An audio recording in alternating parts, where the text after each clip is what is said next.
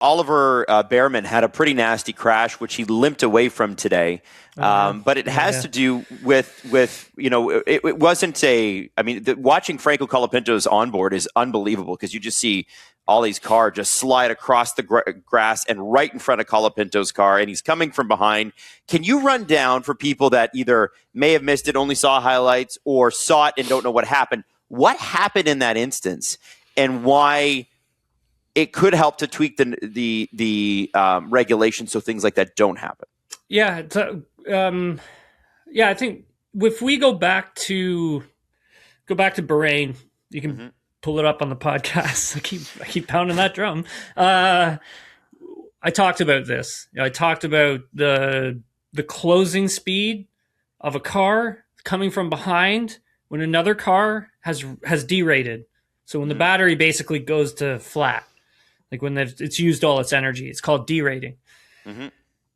And there were some team principals who I spoke with about this. Andre Stella is one who was on the record about it, saying that it is something that needs to be looked at. And I did point out 3 things that needed to be looked at, and that was one of those things that needed to be looked at. And so it isn't the first time that we've seen a car really slow. Now we need to see a little more data, but really slow up like that. And for Colapinto, it's kind of like, well, he's foot flat to the floor, and the car is sort of running out of juice and heading into Spoon where they were going. There was a lot of lift and coasting going on with that corner because of the long straightaway that ran into 130R. So for Franco, obviously derating, or basically your battery is running to zero. And for Ollie, who has harvested well, his closing speed to Colapinto in that moment is like 50 kilometers more. He's doing over 305 kilometers an hour at that moment. And Franco's car has suddenly had a massive drop in speed, and he's not even really that offline. Like, it's not like Colapinto isn't moving over like to really block Bearman. Like, he moves on the line a tiny bit, but that for Colapinto, if you go back and read his quotes and stuff, like, he was even like, he said it was sketchy. I think he said like there's nothing really more that he could have done. For Bearman, it's avoiding action, right? Mm-hmm. And maybe it's a bit too much of avoiding action as well. But just clipping the grass like that, as soon as you hit the grass, it kind of pulls you in. Kind of just pulls the car in, or it snaps it. And so it pulls them in and it snaps it. So he does sort of 2 things at that moment. And then he has this huge crash, which was 50 G's, the impact. That's crazy. 50 so, G's. To give you an example, if Ollie weighs, let me try to do this math here. If Ollie weighs 160 pounds, that's 5 times his own body weight. That's he's being hit with. Like, so that's transferring through his body. So when like a quarterback gets sacked, this is way higher. Way harder.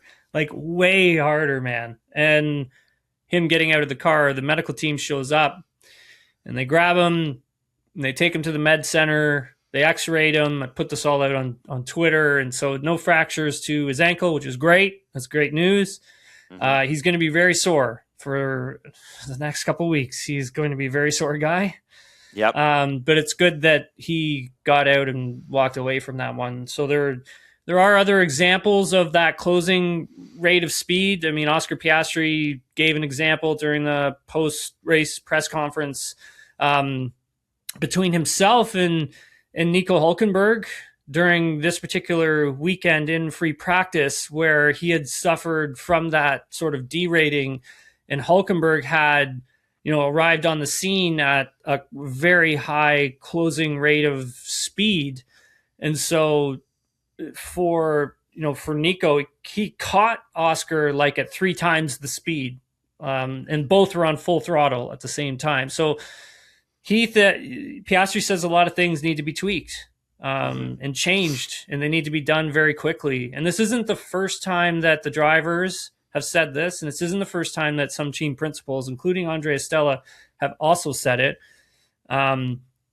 So yeah, there's going to be a pretty big meeting that's going to happen here over the next few weeks, and the next few weeks that we have off. There's a lot to be discussed, not only with qualifying, because we did a podcast on that with the FIA, the news that they gave us, and we'll see what comes next. We'll see what the next sort of evolution of qualifying will look like. We'll see what we'll see where they end up going with some of the racing as well, because like I had said, some of that needs to change. This is some of it. These are some of those things that need to change, like I was talking about. Hey, you there! Did you like that video? Would you like to see more? If you like what Nailing the Apex has to offer, you should check out more of our content and subscribe to our Nailing the Apex channel by clicking the subscribe button.